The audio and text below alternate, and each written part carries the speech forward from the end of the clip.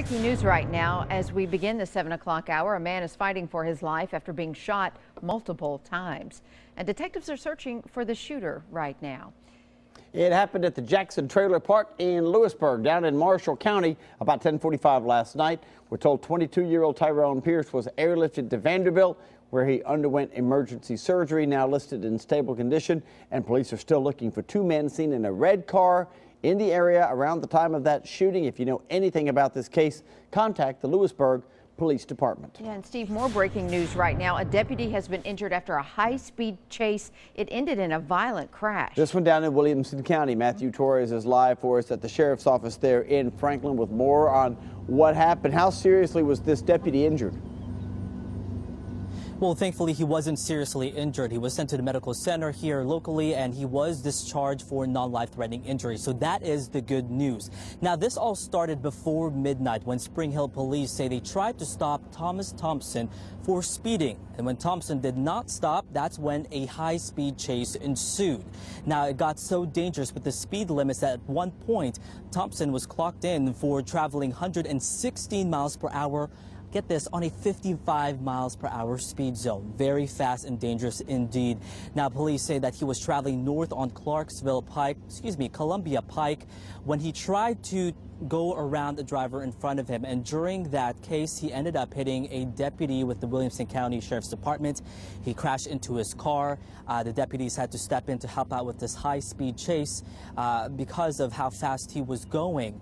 Now, according to police, that he was very combative. He was smelling of alcohol. He was slurring his speech, but he was taken into custody not too long ago, and he is facing a long list of charges, including evading arrest, reckless endangerment, DUI, and get this, even driving without a license. We're reporting live in Williamson County. I'm Matthew Torres, News Channel 5 HD.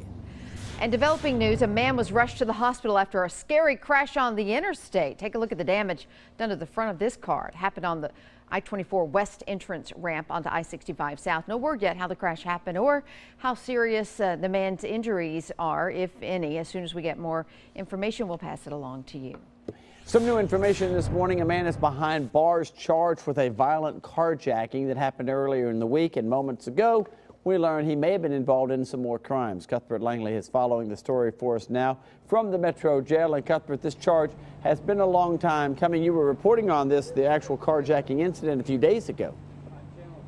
Yes, Steve, we started reporting on this story Monday, and now it is Friday, and police finally have charged Jonathan Lewis with carjacking. This came several days after the original crime. As I said, this all started Monday in this parking lot at the SunTrust on Jefferson Street. Police say Lewis came up to the victim armed with a gun and demanded that victim get out of his car.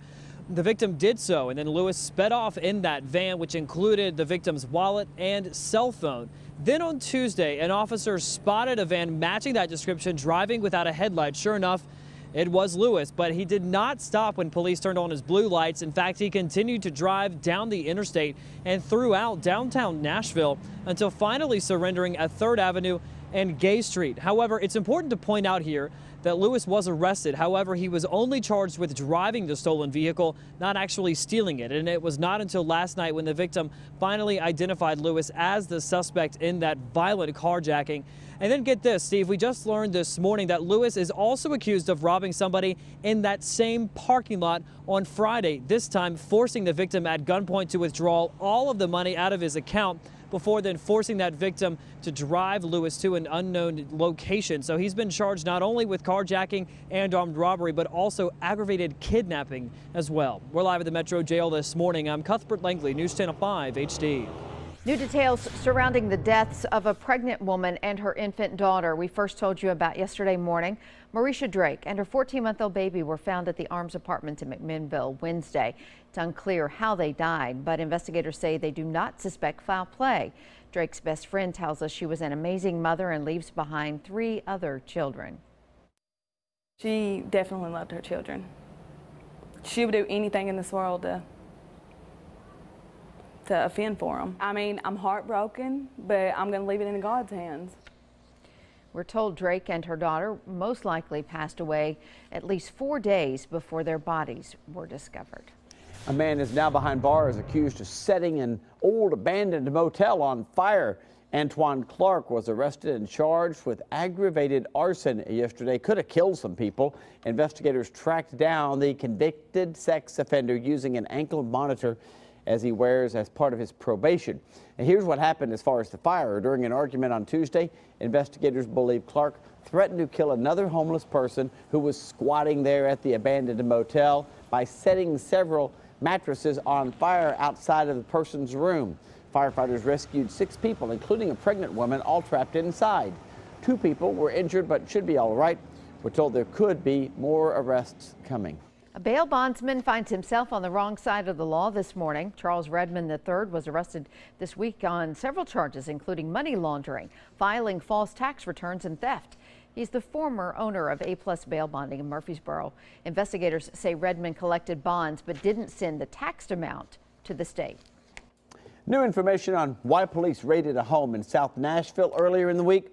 Police say William Allen knowingly purchased thousands of dollars worth of stolen merchandise and then was selling it out of his home on Shasta Drive. A picture right there of some of the stuff. $50,000 worth of stuff like motor oil, furnishings, even power tools. Right now, the 77-year-old is not facing charges. A soldier and families at Fort Campbell can breathe a sigh of relief this morning after finding out just how many jobs will be cut. Soldiers, I should say. The Army's plan to reduce its troop size by 40,000 because the budget cuts won't be as hard as the post had feared. Fort Campbell will lose 363 troops, or about 1% of its population. Montgomery County Mayor Jim Durrett said yesterday's announcement is reassuring, but the post could still experience losses in the future. And if the Budget Control Act does not go away, then by 2020, we're looking at reducing our Army from 450,000 down to 420,000, and so there'll be more cuts. Nationwide, troop cuts are expected to continue over the next 2 years.